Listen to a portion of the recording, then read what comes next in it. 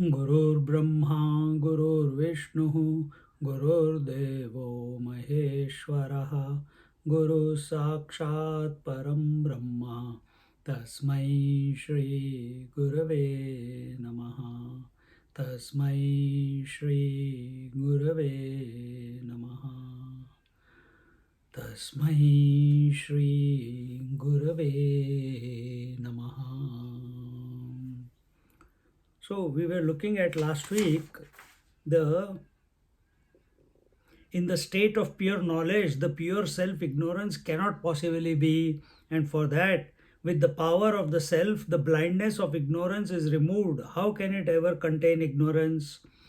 So, self, what is self? Self is that where that which is beyond knowledge and ignorance, that which is itself expressing as everything. There is nothing else apart from it. And here the two things were taken, that the OV could be interpreted in two ways: as a continuation of the earlier verse and as a doubt raised by the student. Continuation of the earlier verse was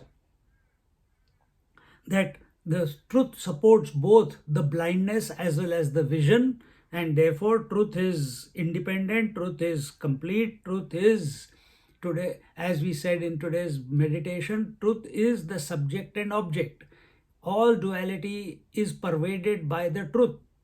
Duality cannot express independent of the truth, just as all waves, multiple waves, cannot exist independent of water. They are born, maintained, and dissolved in water. Water is the essence of theirs. Similarly, the truth also understand that about yourself, and in this way, such a vision will mean that the attention will be on the container of the thought and not on the contents of the thought. And this is one of the meditations, that instead of contemplating on the thoughts, we must put our attention. What is that vessel called the mind, in which the thoughts are coming and going, and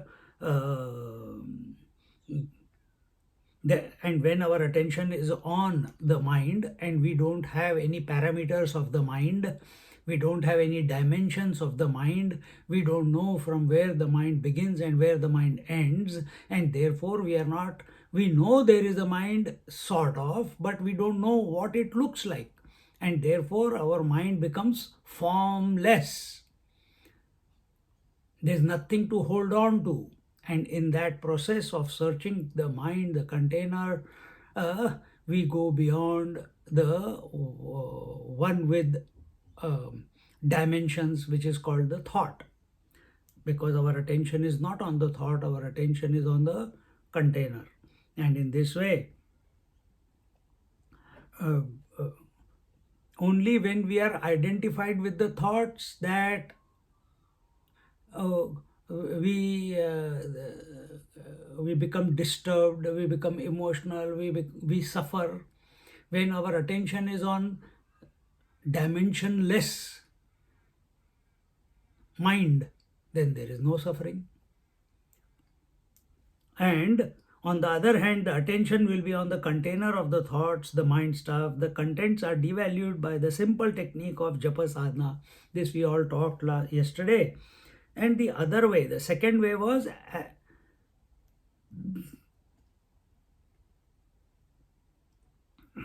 through Vyatireka sadhana, whereby each thought, good and bad, is analyzed as the thoughts come and go in an endless march, and one comes to the conclusion that while thoughts differ from each other, the container, the mind stuff remains the same.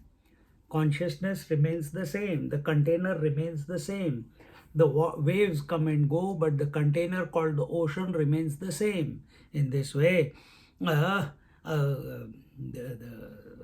this is another way of bringing our attention to the dimensionless mind, and only then the mind can really be empty. In other words, We have never seen the mind.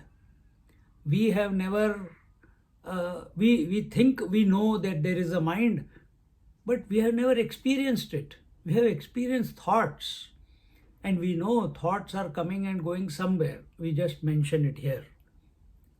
It cannot be the brain, because if you cut the brain, there is no thoughts. So this is where our knowledge, our understanding of the mind comes in handy. Mind is nothing but consciousness with thoughts. So when you are focusing on the mind, the container, you are actually focusing on the consciousness. And consciousness is of the nature of light, consciousness is of the nature of illumination, consciousness is of the nature of illumination, and therefore all darkness is removed the moment the light reveals itself. And that is the way. The second way of thinking was, if the argument is taken as a doubt raised by the student, and this is what we are looking at. Sir, earlier you said that the self, which is independent of everything, cannot possibly be lost because of ignorance. But the scriptures are also doing the same thing, namely helping us to discover our own essential nature. Because of the scriptural injunction and upadesha, one is able to discard the state of ignorance and come to the state of self-realization. When the scriptures themselves are meant to remove ignorance and establish the seeker in wisdom, does it not mean that ignorance is, just because we have removed the darkness by studying the scriptures, by contemplating on the self? So here attention is on ignorance. His focus, the doubt is based on ignorance, that ignorance is. Similarly, just your eyes, they see the shadow. And you say, shadow is. And you put the light over your head, there is no shadow. So is that because something is seen, does it mean that it exists? Think. Sant Jnaneshwar begins his reply to the above doubt, and this reply can also be seen to respond to the two types of thought expressed in the doubt. Apulechi drishyapana pana umaso nalahe apana drishtva kirap ana padali asata. The self cannot become an object of knowledge, and hence it can also never be the seer. See, who is seeking? I am. What are you seeking? The self. How do you experience the world? As the seer of the world. What is the world? The seen. Now, instead of the world, what are you seeking? I am seeking the self. So what is your object of contemplation instead of the world of names and forms? It is the self. Can you see the self? Can you remain as the seer and the self becomes the seen? Is it possible?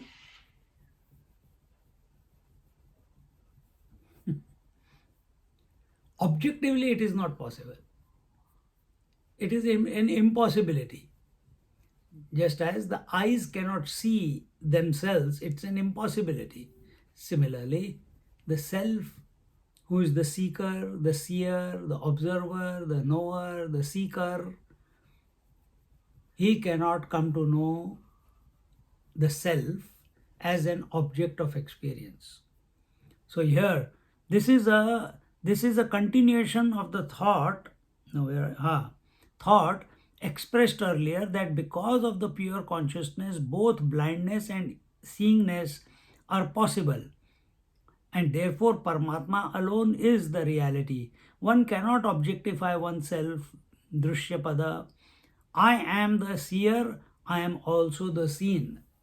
Vedanta, today's meditation, the self alone dichotomizes, bifurcates itself into the seer and seen, just like a man or a woman, himself or herself, becomes the father, mother, daughter, sister, just like you have become two, the right hand and the left hand, the 2 feet, the two eyes, the two nostrils. Because there is two doesn't mean that you have become two. You are still considering yourself to be one. You talk about two, my left nostril, right nostril. You talk about two, my right hand and left hand. But you don't have the feeling that you have become two. Think.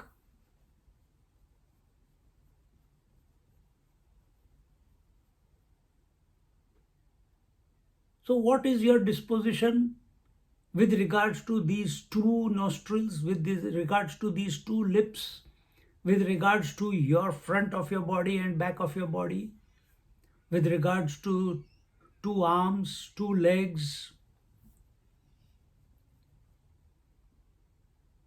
It's a foregone conclusion. You don't even think about it. You just talk about it in that manner, my right hand and left hand, but the I can't even say experience. Experienceless experience is that I am one.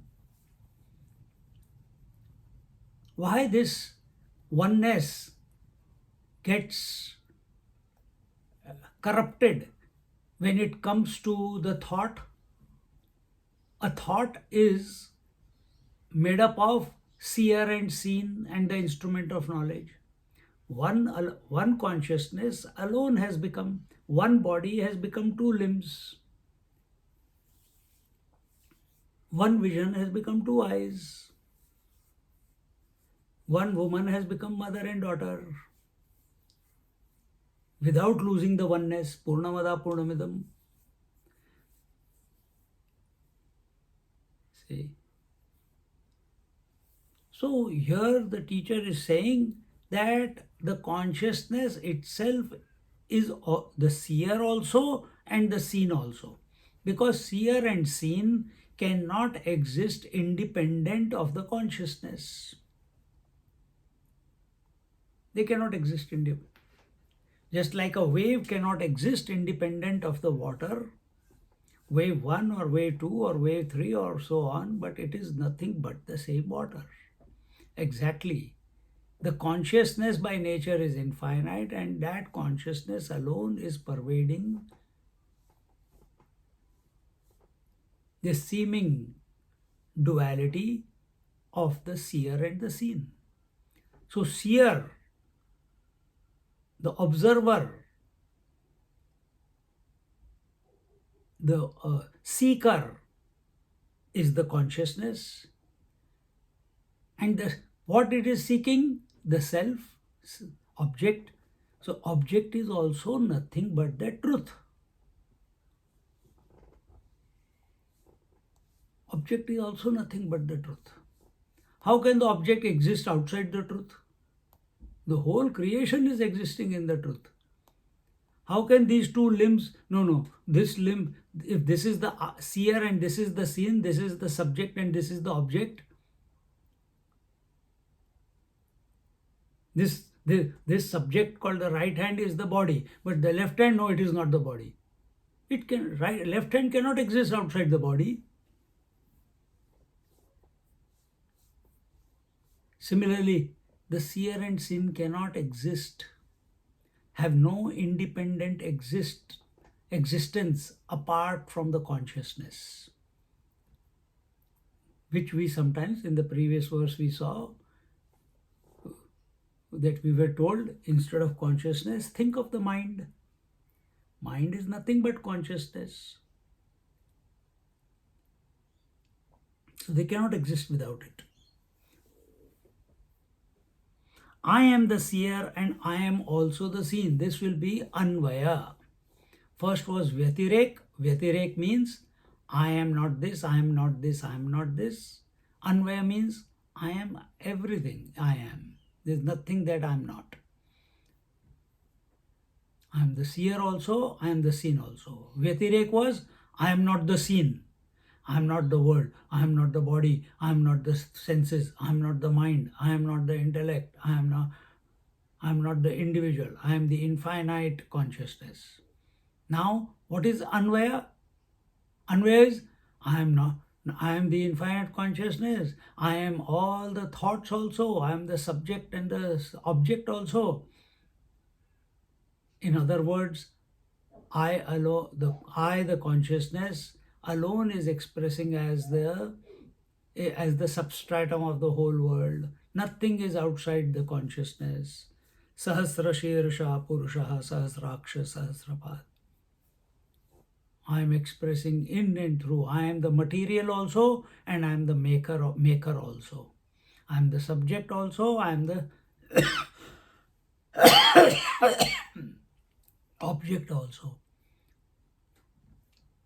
When this is said, the question arises, then what is the status of the knowledge? This is the knowledge where there is no differentiation of the seer and the seen. It is the vision of the Jivan Mukta Purusha.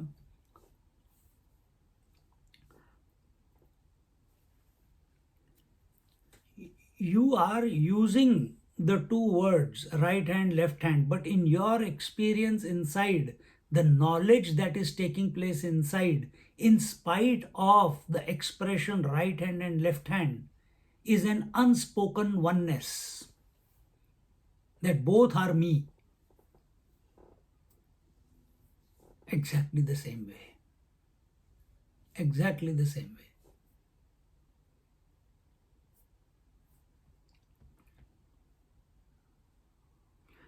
The Jivan Mukta Purush. Who is Jivan Mukta Purush? The one who is free of all identification while living, not posthumously, while living. So, what is his knowledge? That there is no differentiation between the seer and the seen. Therefore, when pressed, Ramana Maharishi says, I am the cancer.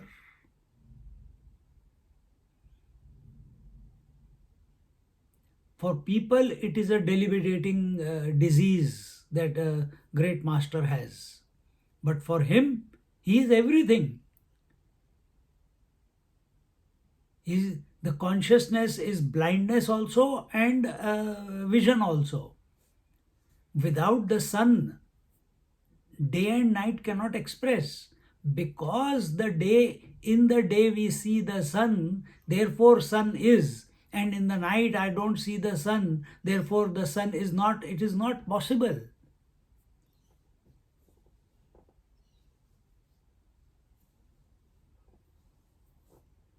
The day and night are possible only because of the presence of the sun. Waves are possible only because of the presence of water. Subject and object are possible only because there is consciousness. One alone becoming the many, as if. Remember, every effect must have a cause. Cause alone expresses as many effects. So that one reality, that one tree alone is expressing as the various branches, leaves, fruits, flowers, roots, shoots. That one woman alone is expressing as many roles or wearing many hats of mother, daughter, sister, aunt, etc., etc. That one water alone is expressing as many waves. Similarly, that one consciousness alone is expressing as the seer and the seen. Catch this. I'm repeating these examples again and again and again so that somewhere it suddenly clicks. Be subjective at this moment. Don't try to work it out too much. Let the words make an impact. Our attention while listening should be on the consciousness that we are.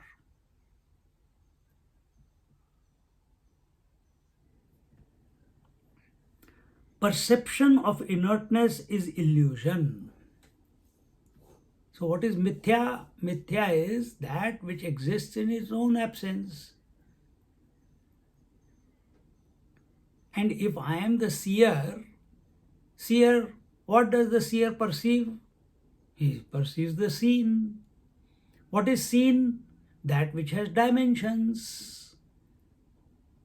All dimensions are nothing but illusions. See the conclusion. All dimensions, what are the dimensions? Space, time and objectivity. At the relative level, they may be there, but from absolute standpoint of view, that is your essential nature, the pure consciousness, they are merely illusions. Because what is an illusion? That which appears to be but is not. It appears to be constant, but it is constantly changing. So if you consider yourself to be this form, it's continuously changing, but you don't feel that you are changing. You feel that you are the constant in the body. From childhood, you have been thinking that way. But that is not the truth. You are changing. Cells are changing, hair is changing, dadi is changing, thoughts are changing, breath is changing. Everything is changing in your body. But we have a feeling I am continuous as the body. Actually, that continuous feeling that I am continuous is due to the consciousness. But we don't know it, even though we are it. Our consciousness is hijacked by the name and form. And we start superimposing that continuity on the name and form. But what is the status of name and form? It is limited, it is conditioned, it appears under certain set of circumstances, it is temporary, finite. In fact, it is fleeting. It's not even temporary, fleeting. For a moment, every moment it is changing. So perception of inertness is illusion. Everything that comes and goes is inert. So if thoughts are coming and going, they are also inert. If emotions are coming and going, they are also inert. If convictions are changing, concepts are changing over your span of life, they are also inert. If time is changing, time is also inert. If space is changing, space is also inert. Think differently, my friends. Whatever is changing is inert. Perception of inert is illusion. So what is changing? That which is limited, that which is conditioned, that which has come into existence and goes out of existence is inert, and therefore it is an illusion. Now apply this on yourself. What is coming and going? World is coming and going. Experiences are coming and going. Knowledge is coming and going. Day and night are coming and going. Sun is coming and going. Breath is coming and going. Seeing, hearing, touching, feeling, tasting, smelling, everything is coming and going. Feelings are coming and going. Body is coming and going. The childhood body came and went, teenage body came and went, youth body came and went, coming and going. Our parents also the same thing, our siblings also the same thing, our wife and husband also the same thing, our children also are continuously changing. Everything is changing. Therefore it is, what is the conclusion? Therefore it is inert. Everything that is changing is inert, finite, gross. And what is its status? It is an illusion. Name and form is illusion. The name and form called wave is an illusion. But the essence of the wave, the water, is not an illusion. Form is an illusion. To that form we are given a name wave. we are given a name tide. To that form called tide, we are given a name tide. But essence of the tide is the water only. Understand in this way, the whole world is consciousness alone, manifest or unmanifest. Apply it on yourself. If you can't realize it outside, you can never realize. You have to work it out on yourself. And what is that? Whole world. What is the world? Waking, dream, deep sleep, and samadhi. What is waking and dream? Manifest world. What is deep sleep and samadhi? Unmanifest world. What is the source of the manifest world and the unmanifest world? What is the source of the day and what is the source of the night? The sun. Exactly the same way. Exactly the same way. What is the source of the waking and dream? The self. What is the source of the deep sleep and samadhi? The self. Oh, Swamiji, you said before it is the mind. Okay, but what is mind? We just went through it. Mind is nothing but pure consciousness with thoughts. So it is the self. Question is your attention on the thoughts or is your attention on the container? Is your attention on the objects or is your attention on the subject? When Ramana Maharishi says, "Who am I?" his attention is on the subject. And his attention is not on the subject as a thought. His subject is on the real one, not merely at the thought level.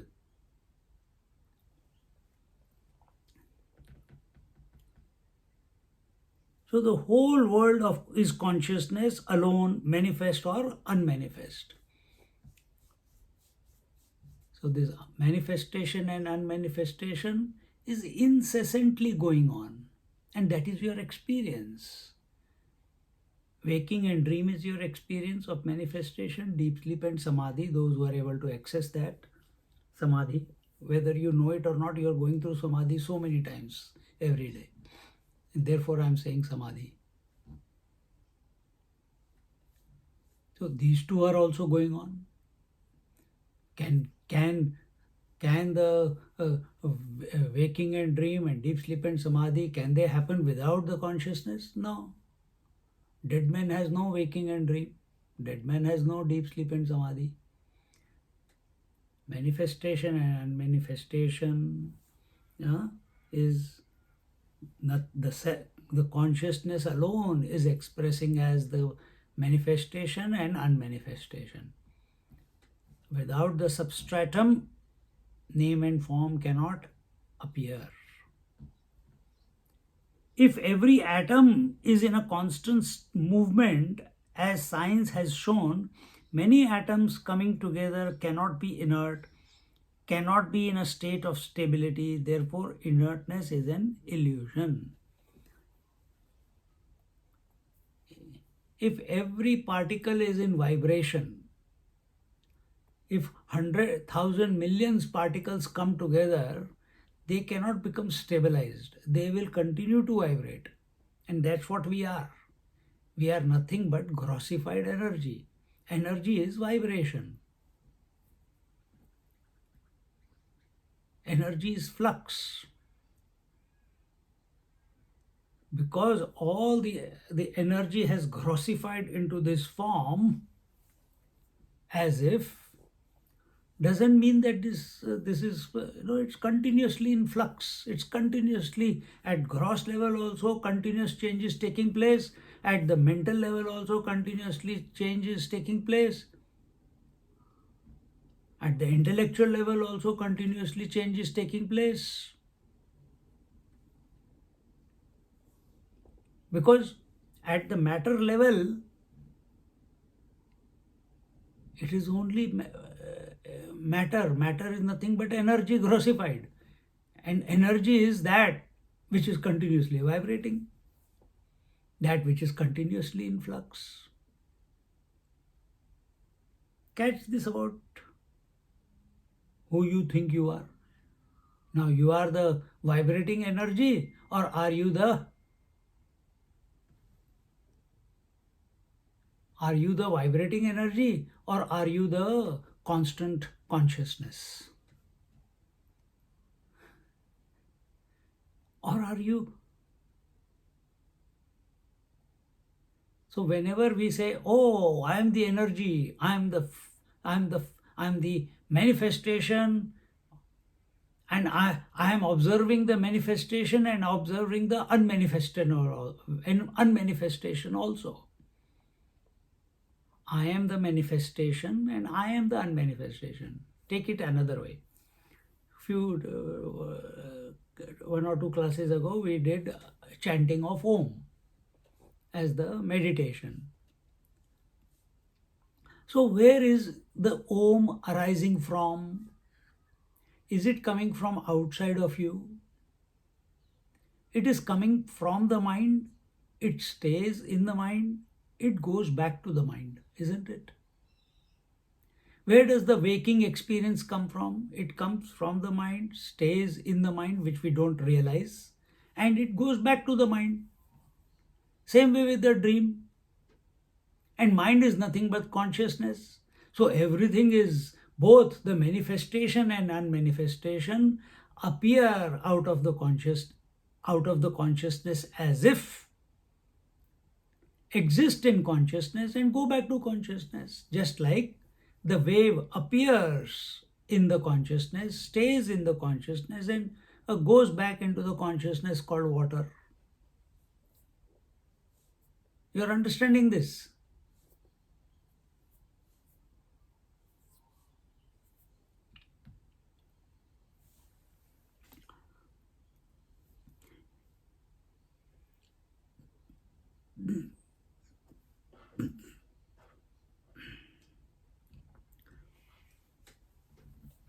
And whatever is coming and going, remember this. Whatever is coming and going is observed by me. The seen is not observing the seer. The seer is observing the seen. The seer necessarily knows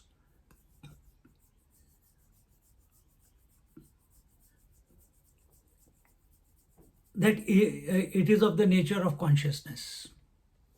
Inert does not know. Inert has got no knowledge. These words that we are reading, the words cannot become realized. You need consciousness to realize the word by catching what they are indicating. Similarly, body cannot realize, thoughts cannot realize, emotions cannot realize.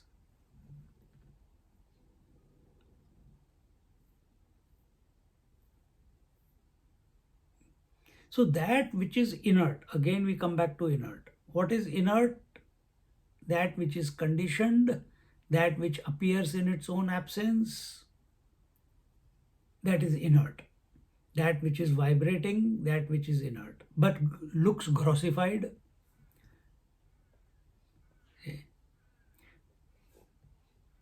So conclusion that Jnaneshwar Maharaj or Swamiji has taken, or we can see for ourselves.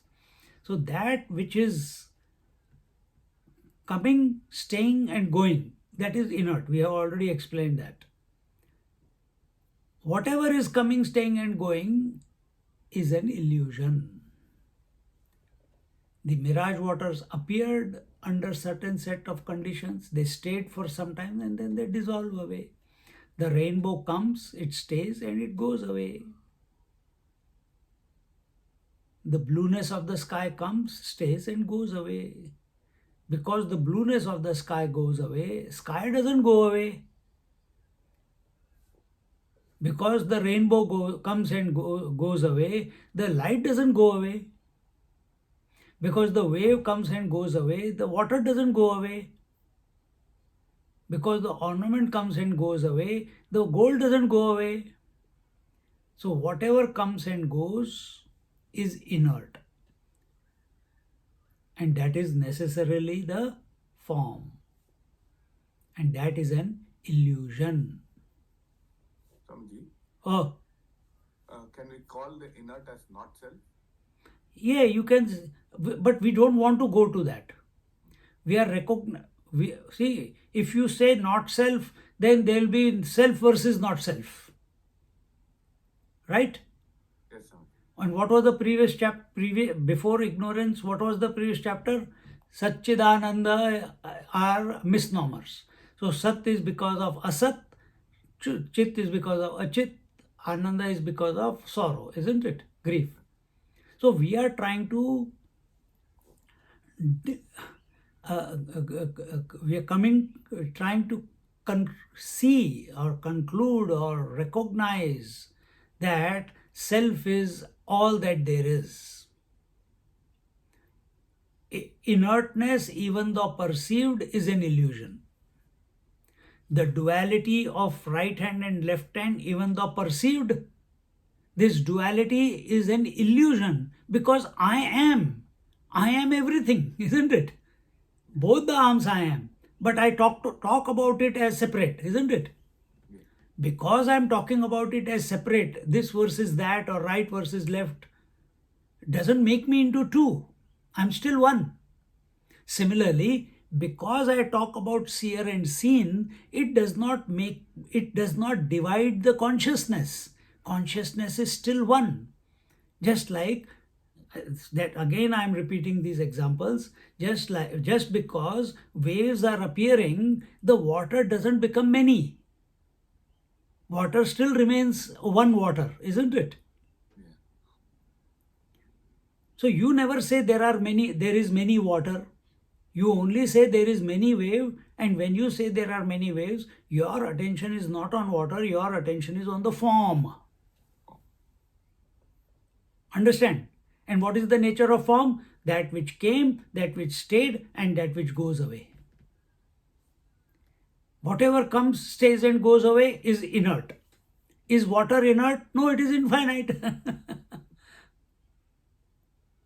But the form is temporary. It's a product of the circumstance. But it's appearing.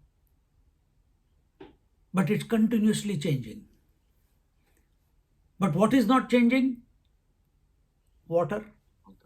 Same way, thoughts are continuously changing. The I and the subject and the object as thoughts, I and whatever I see, Nagaraj I see, Renuka I see, Tyagaraj uncle, I is also coming with every thought, and the subject object is also changing with every thought, isn't it? But because subject and object are coming and going, coming and going, coming and going, consciousness is not coming and going. Understand? मजेदार है. Consciousness is not coming and going. Consciousness is constant. So what are thoughts then? Thoughts are inert because they are coming and going. Then who am I? What is I am that permanent, constant consciousness. And if there are no thoughts, then I can't even think that I am consciousness. Correct? If there are no thoughts, if I have recognized that thoughts are inert and they are only ephemeral, they are only appearance and they are inert, and they are only on the surface of the consciousness, just like waves are only on the surface of the waters, pervaded by the consciousness, then will I give the thoughts any heed? Will I give the thoughts any importance? Then I'll give importance to the consciousness, that which is the constant one. Or as a seeker, I will think such thoughts which bring me to the consciousness, and in that process of thinking about the consciousness by way of japa, by way of contemplation, the thoughts also dissolve, isn't it?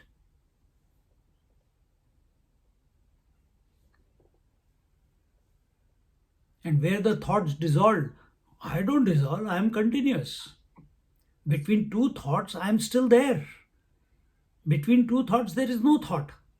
But I'm still there. So I was there when the thought was, I am there when the thought is not, and I am there when the thought is. In other words, consciousness is always. And where are the thoughts coming?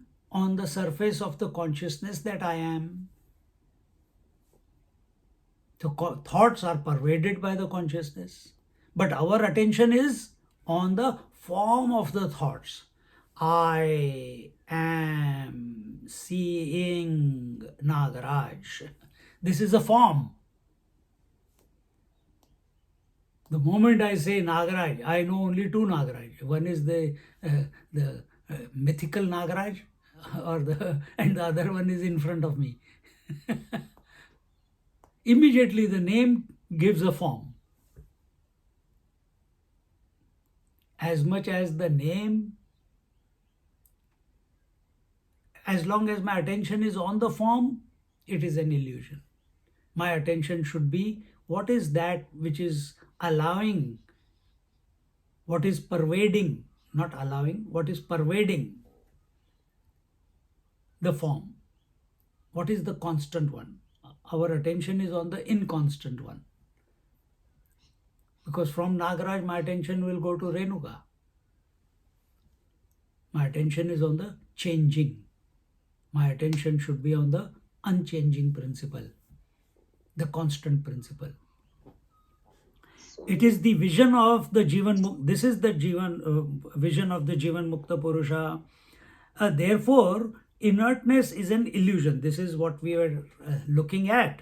Now, inertness is imagined only because the seer is considered other than the seen. This is a big problem for us. We consider ourselves as the subject. And as long as we consider ourselves as the subject, till then, seen will be the norm. If I consider myself to be the teacher, students will keep appearing. If it is not you, it is someone else. If I consider myself as a father, then the thoughts of children will keep coming. If I consider myself as a husband, then the thoughts of wife will keep appearing. If I keep thinking of myself as a body, then everything related to body will keep appearing. Health, ill health, disease, no disease, and everything and anything related to body will keep generating, keep hijacking, keep appearing. So here he says that, why is that? Because I consider myself as a subject. And what is the presupposition here when I consider myself as a subject? What is the presupposition when I see myself as a subject and Nagaraj as an object? What is the presupposition? This is Nagaraj. I know this is Nagaraj. I am not Nagaraj, isn't it? Remember this one before? We have done it many times. And this is how we assess the whole world. And come, the Vyatirek, this works. Neti Neti, this works. I'm not Nagaraj, I'm not Renuka, I'm not Tyagraj, I'm not laptop, I'm not phone, I'm coming back to in this way, I am making sure I become focused on the subject itself. Here is another exercise, a different way. We are not trying to separate ourselves from anything. We are trying to see that everything is one. We are not trying to separate. Now, we are not trying to do neti neti. We are doing anvaya now. All inclusivity. So there is no scope for subject versus object. There is no scope for dichomatization of subconsciousness. We are trying to come to a point where consciousness alone is appearing as subject and object. It's the next frontier that we need to cross. Before was, I am not the object. Now it is, I am both supporting both the subject as well as the object.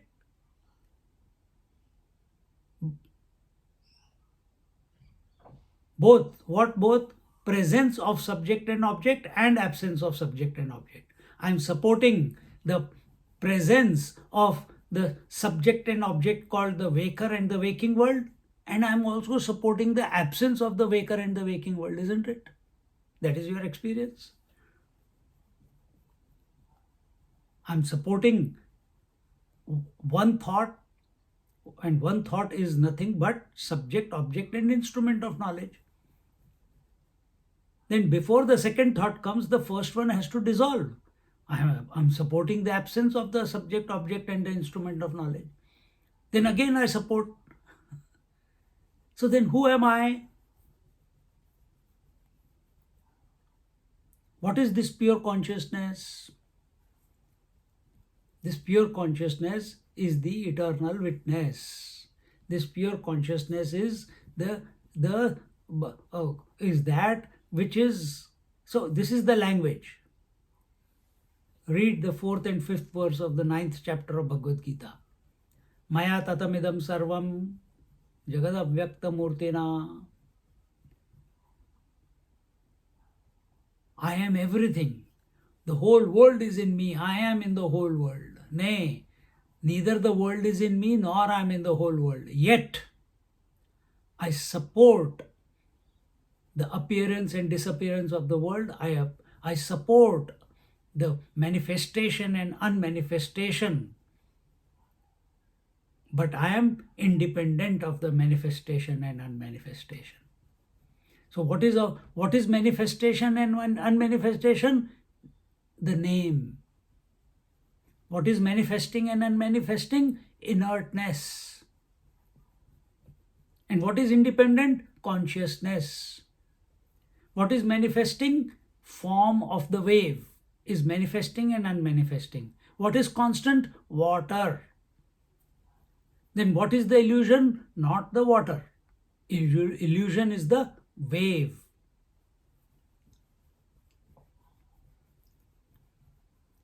Wave as the form.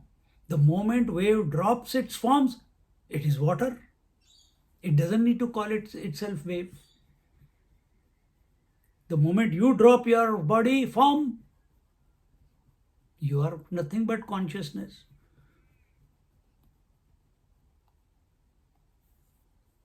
See?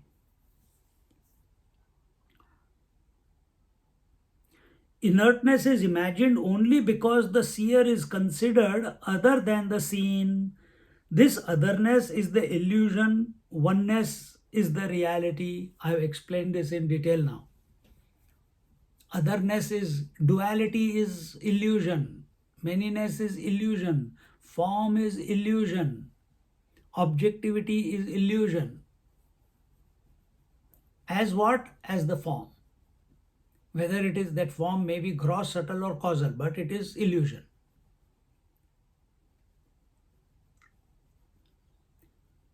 No, ice is real. No, it is nothing but water.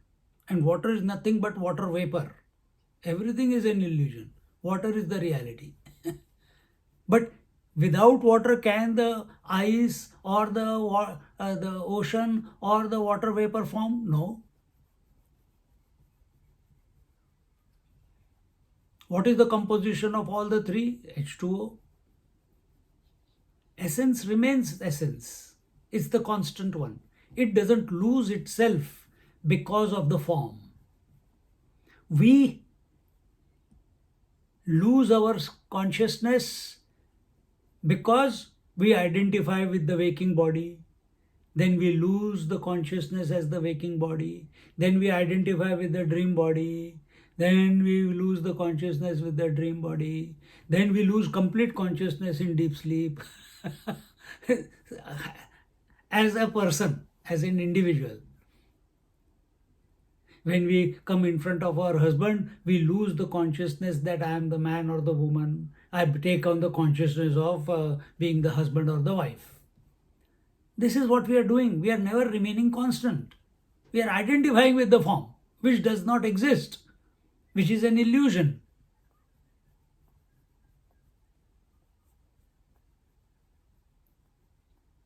we are trying to maintain that. We are trying to elongate that. We are trying to make that form immortal.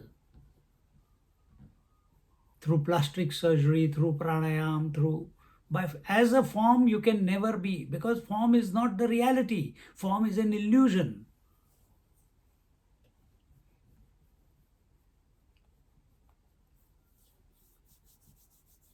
As much as you may try, you can never stabilize the form. Therefore, in the pure self, although it does not objectify itself, there is still knowledge. So this is the state of the realized masters. What is that?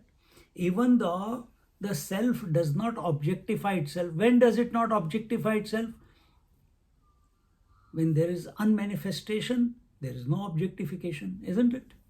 No, Swamiji. When there is unmanifestation, there is darkness, there is void, there is emptiness, there is nothingness. Then nothing can be done about you.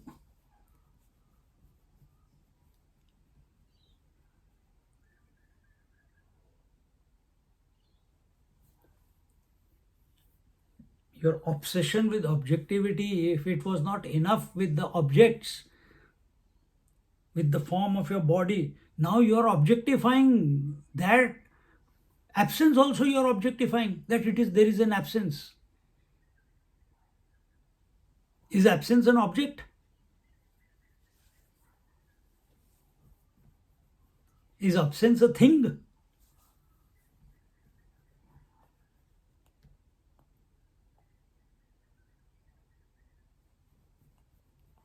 Therefore, as a sadhana, we are told, catch where the Om begins and the Om concludes without going to sleep. Absence, there is nothing called darkness. There is nothing called darkness.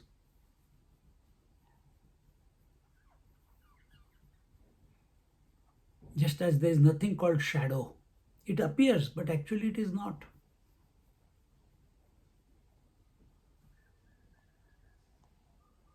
So here it is told, therefore, in the pure self, although it does not objectify itself, there is still knowledge.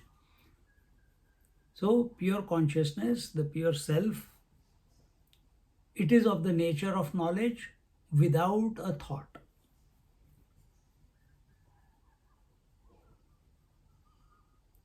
If there is thought or no thought, self continues to be self. We don't have to think to be the self.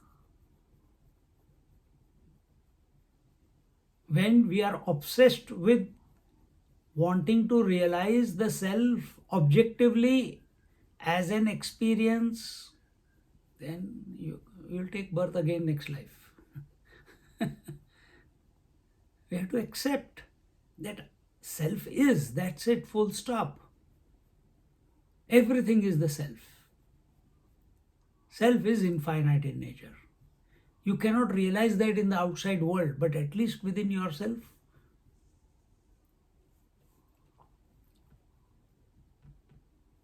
This is explained by the Ajatavada. Never is anything created, nor born or destroyed. So what is created, born or destroyed? I am asking. What is created, born or destroyed? Form, Swami. Form, correct. Only form. And what is that? What is the status of the form? Change. Illusion. Correct? Mithya. Is water born, maintained or destroyed? No. Water is continuing to be water. Exactly. Now apply it on yourself. What is born, maintained and destroyed? The form. What is the form? The body. What is born, created and maintained and destroyed? The thought. Consciousness that I am is not born. It is not maintained, it is not destroyed. No, the waking world came, maintained and destroyed. Then dream world came, it was maintained and destroyed. Then it was an illusion. Who knows that these two came, stayed and went away? That fellow is the real one. Do you feel you came, went, and were? If you identify with it, then you feel you came and went. Then you lost the plot. That's why you come to the satsang, to be reminded, I am the constant one. I am the unchanging one.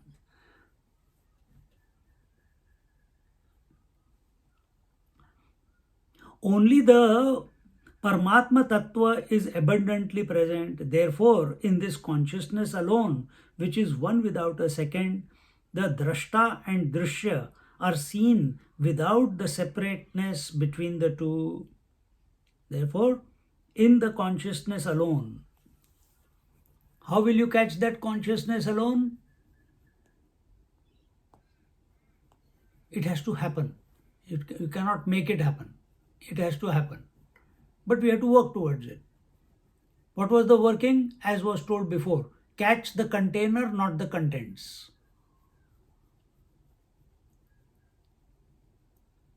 Put your attention on the container of the mind in which all inert thoughts come and go.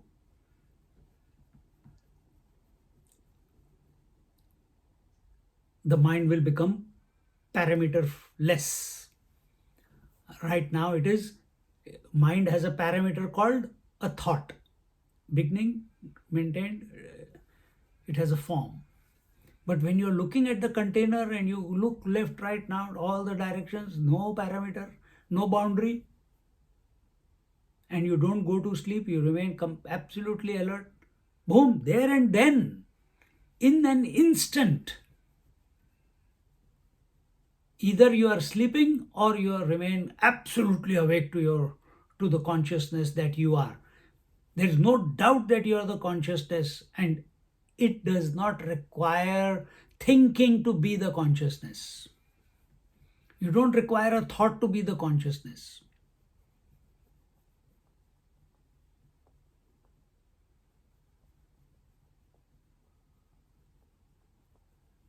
See? Therefore, the nature of Paramatma or pure consciousness is 1. Action without an actor, nirapeksha sadvastu, and knowledge without a knower, nirapeksha chidvastu, and joy without an enjoyer, nirapeksha anandavastu. So, who are you? You are the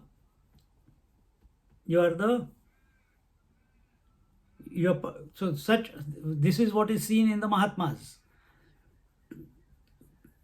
There is no ownership of any action, yet activity goes on in them. There is no knower born, yet knowledge keeps pouring out of them. They remain joyful for no reason. There is no cause for their joy.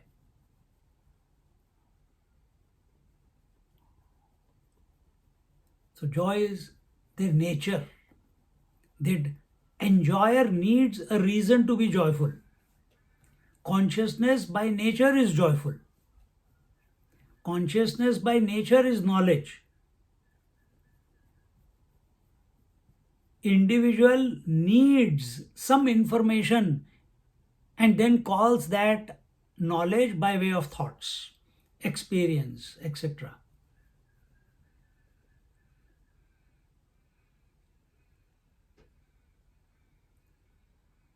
We are shortchanging ourselves. We are of the nature of knowledge, but now obsessed with thought knowledge.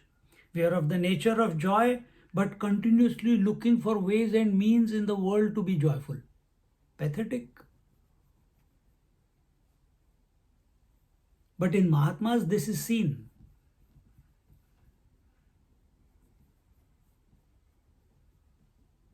Actions are happening, activity is happening in their body, manasa vacha kaya, thoughts are happening, they speak, but there is no speaker. They see, but there is no seer. They smell, but there is no smeller. Why? They are one. They are continuously in tune with being the consciousness. Or not even in tune. They are being the consciousness. That's it. And consciousness is one without a second, infinite, all pervasive. There is no place that it is not. It supports the inertness. It supports, but it is independent of that inertness. Remember, inertness is form, gross, subtle, or causal. Form.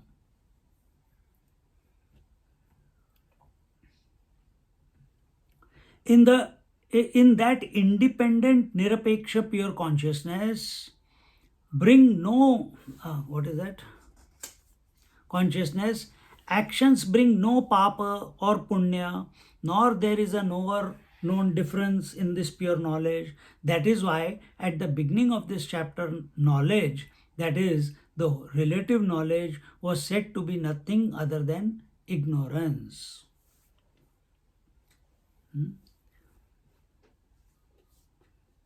So in such masters, who is abiding in the consciousness, as the consciousness,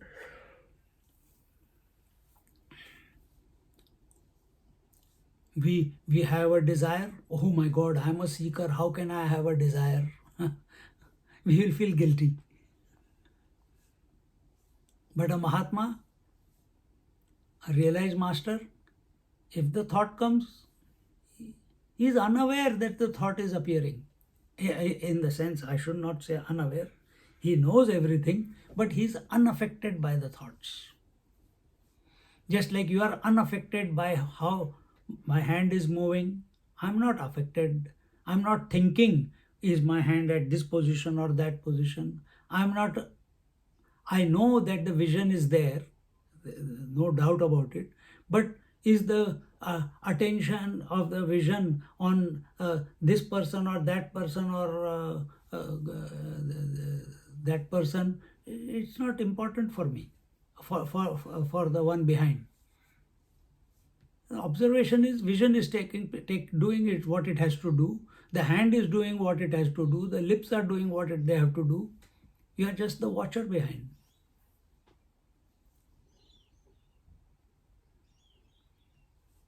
And when your attention, and when you are being the consciousness, not even attentive, when you are being the consciousness, you're not into doubt that did I speak correctly? Did I move my hands correctly? Did I look nice? Was that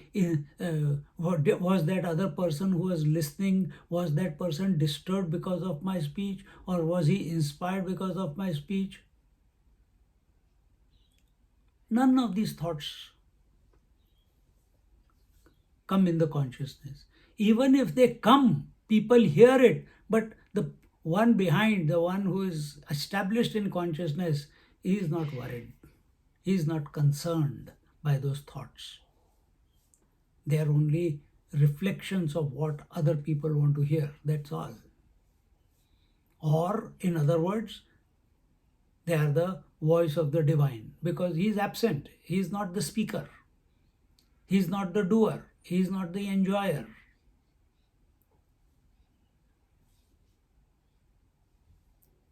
Again, if you are finding it difficult to understand, you are trying to objectify what is being told. The only way out is be it. Only way out is to be it. That is why at the beginning of this chapter, the relative knowledge was said to be nothing but other than ignorance. The Shiva Sutra says, Jnano bandhaha, that knowledge is a bondage which is associated with the knower. Which is this knowledge? Thought knowledge. What is thought knowledge? Subject and object. So if there is a knower, I, then there will be a knowledge, the object. If I am the seer, then there will be a scene called Nagaraj, or a laptop, or Renuka. And how is this knowledge formed? As a thought. So when it says jnanam bandhaha or jnano bandhaha, this is talked about. Bondage is, thought knowledge is bondage. Thought knowledge is bondage. It's not said consciousness, that which is of the nature of knowledge, is bondage, is not said. Thought knowledge is bondage. Therefore, it was called as ignorance. But we have seen what? That there is only truth, pervading the subject also and the object also. So there is no ignorance then. An object called ignorance does not exist. An object called form does not exist. Only reality exists. And therefore, that knowledge is a bondage which is associated with the knower. But here the knower has become absent because he is immersed in himself. He is recognized, he is infinite. But here Sant Jnaneshwara says this Atma Tattva, this essence of self, which is able to support the blindness as well as the vision and is still not influenced by both. Again, 4th, 5th verse of the 9th chapter of Bhagavad Gita. It supports duality, but it is not influenced by the duality. Sun supports the duality of day and night, but is not influenced by day and night. The body supports the duality of right hand, left leg, right leg, but is not influenced by both. Similarly, mind supports the appearance of knower and known, subject and object. So what should be the answer? Mind should not get influenced by the subject and object. But do we live that way?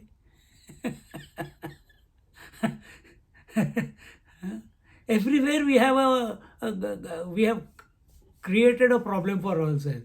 This is Nagraj, I know this is Nagraj, I am not Nagraj. This is body, I know this is body. Conclusion should be, I am not the body. Same way here also, we have created a problem for ourselves.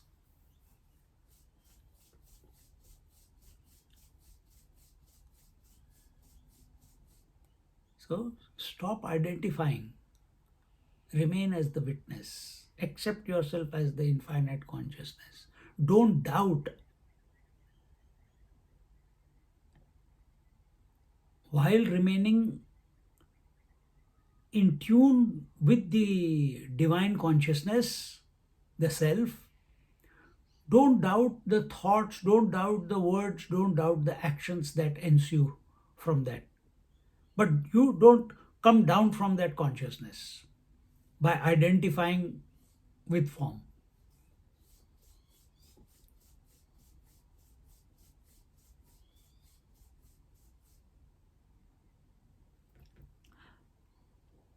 But here Sant Jnaneshwar Maharaj says that this Atma Tattva is able to support the blindness as well as the vision and is still not influenced by both. This pure consciousness is one without a second, where there is no possibility of seer-seen difference. Yet seer and seen are manifested without creating a seer apart from the seen. See?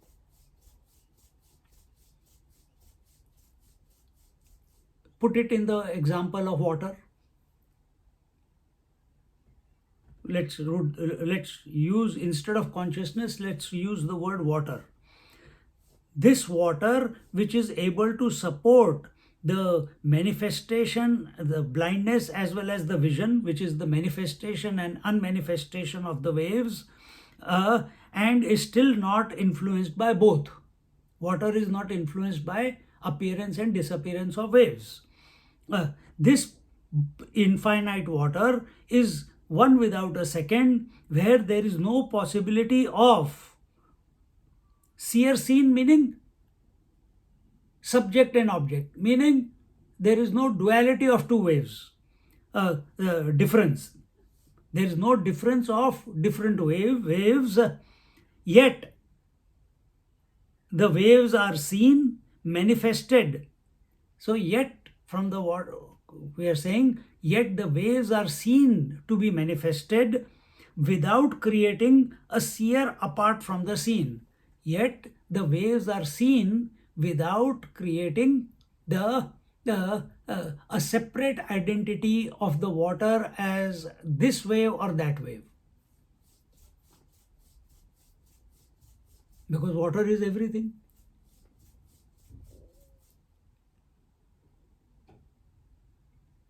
If the water identifies with the form, then it becomes the wave. If it doesn't identify with the form, it remains as the water. But does it mean the phenomena of waves will stop on the water? No, it will continue. Now apply that on yourself. What is the phenomena? Waking, dream and deep sleep. Will it stop? No, it will not stop. It will continue. You disidentify from it. The moment you disidentify that I'm supporting, I'm independent of waking, dream and deep sleep, the manifestation and unmanifestation, I'm uninfluenced by waking, dream and deep sleep, yet I support. Yet it is seen by others that it is the way the three states, the manifestation or unmanifestation, is supported by the consciousness.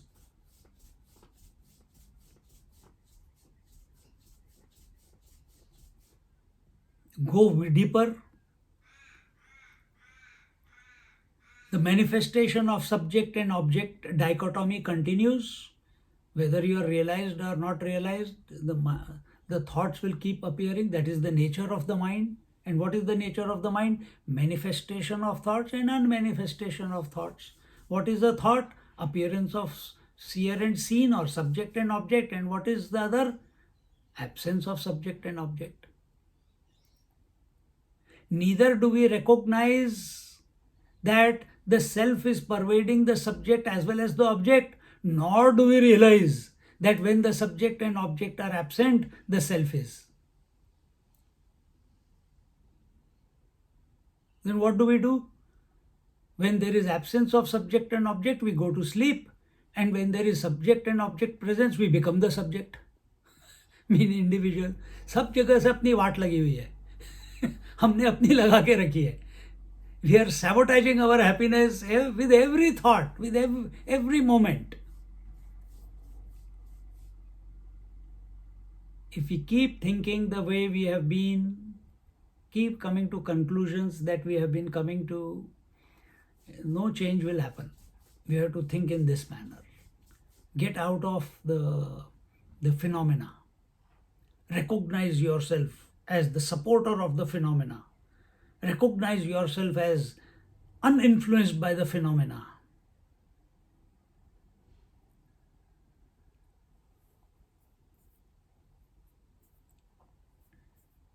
See?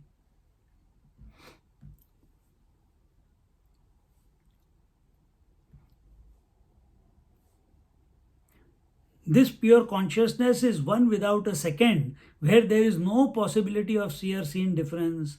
Yet seer and seen are manifested without creating a seer apart from the seen. The beginning of the wave and the conclusion of the wave are nothing but the water.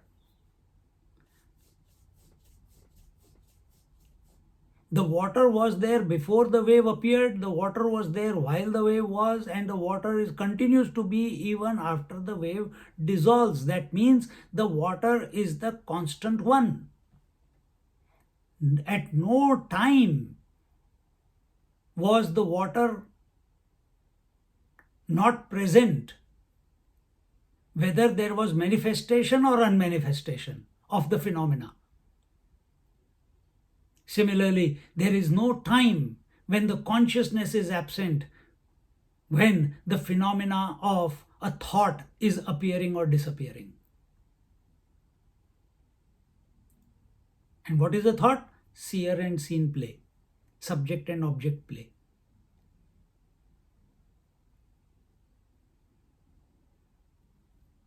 You are that.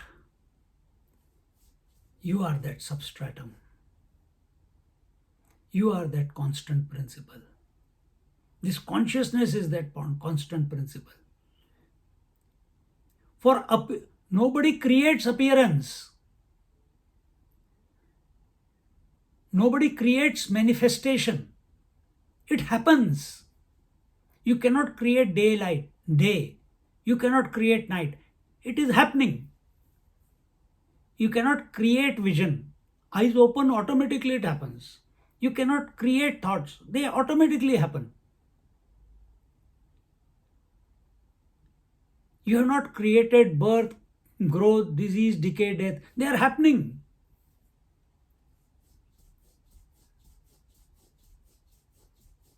So this idea that I am creating thoughts, good or bad, get out of it. It's a phenomena of the mind. Let it go on. You focus. What is the container in which the thoughts are coming and going? The moment you focus on the thoughts, individuality will be there. The moment you focus on the container, individuality dissolves.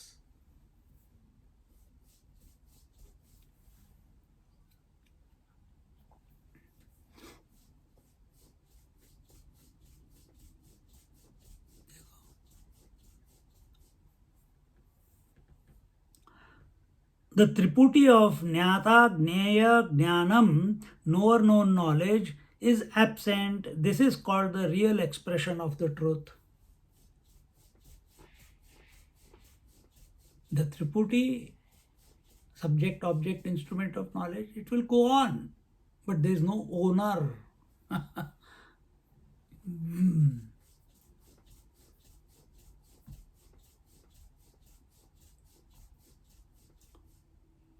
In the knower, known, knowing, the knower is missing. The seer, seen, seeing, the seer is missing.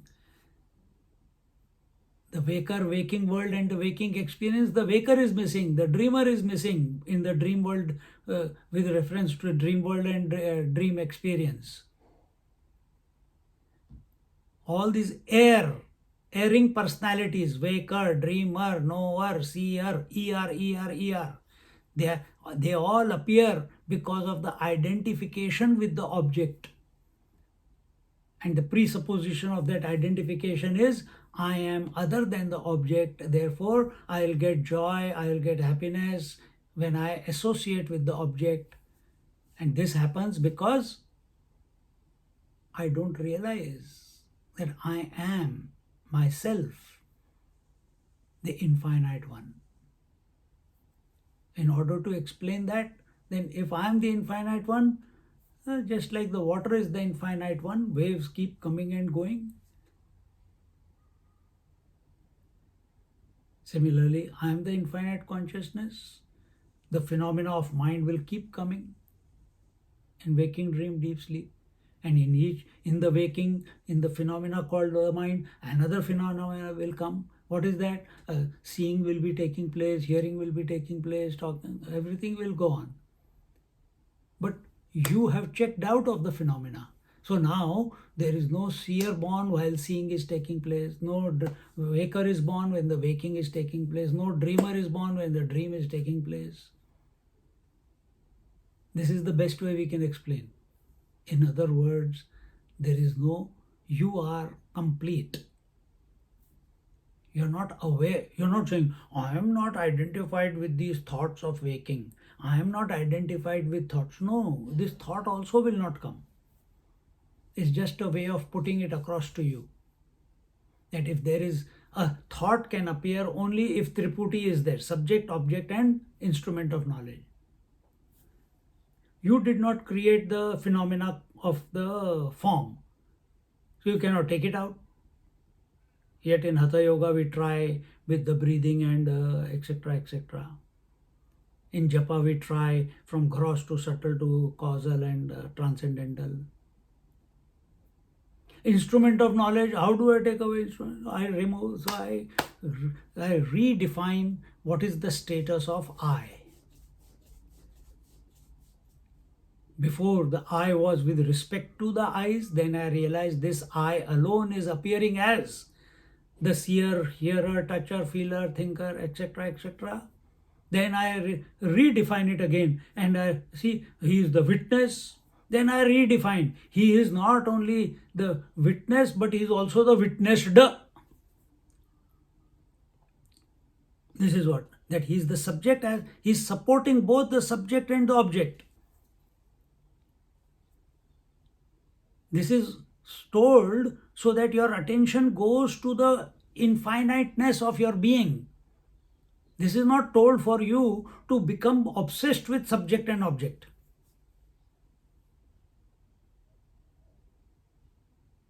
This is told to recognize that all phenomena is supported by the consciousness that I am, and I am the uninfluenced principle.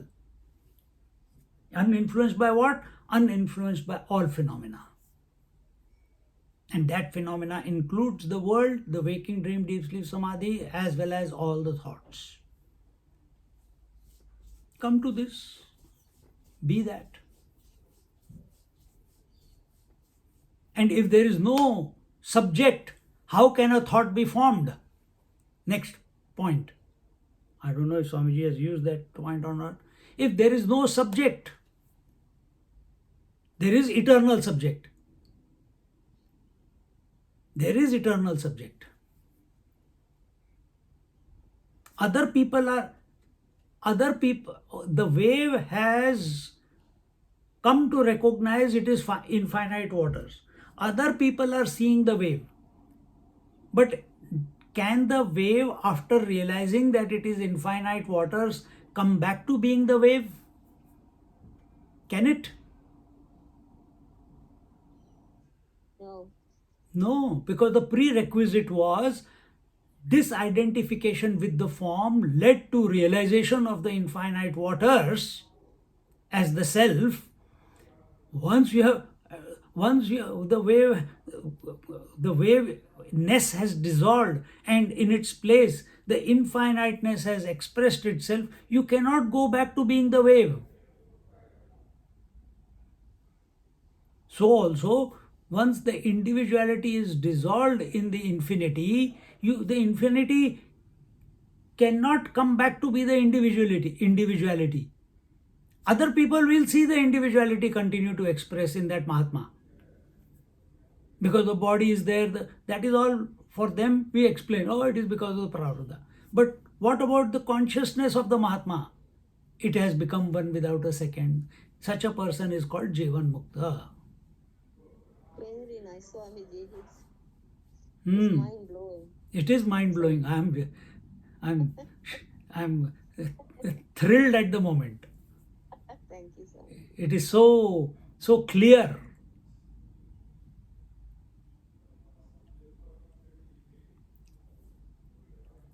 This is called the real expression of the truth.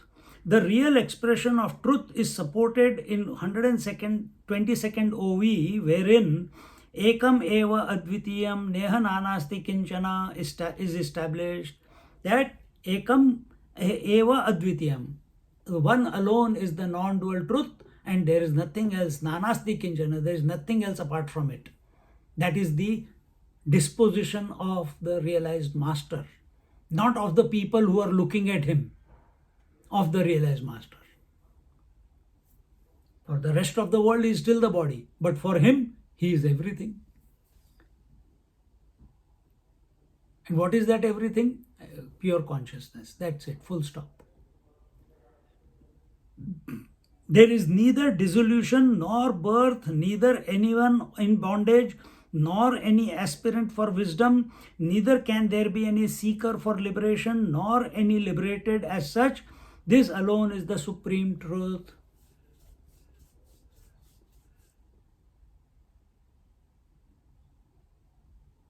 This is that Atma Shatkam, Nirvana Shatkam comes in that. Mano buddhya hankara chitta ninaham. I am neither the mind, nor the intellect, nor the memories, nor the I. Similarly, in the last verse, then it says, na cha shrotra jive, na cha ghrana netre. I am neither the five senses. Then he says, neither I am neither there is a teacher, nor there is a student.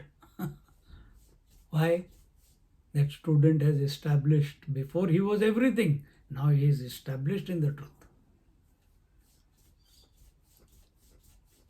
This is the angle from which J. Krishnamurti used to speak all the time.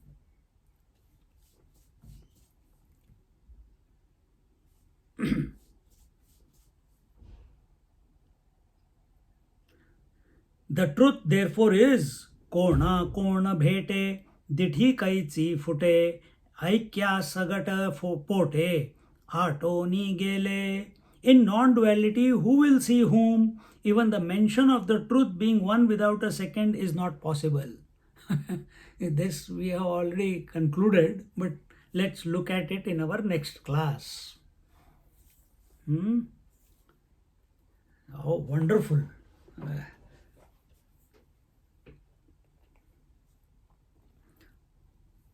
Om Purnamada Purnamidam Purnaat Purnamudachyate Purnasya Purnamadaya Purnamevavashishyate.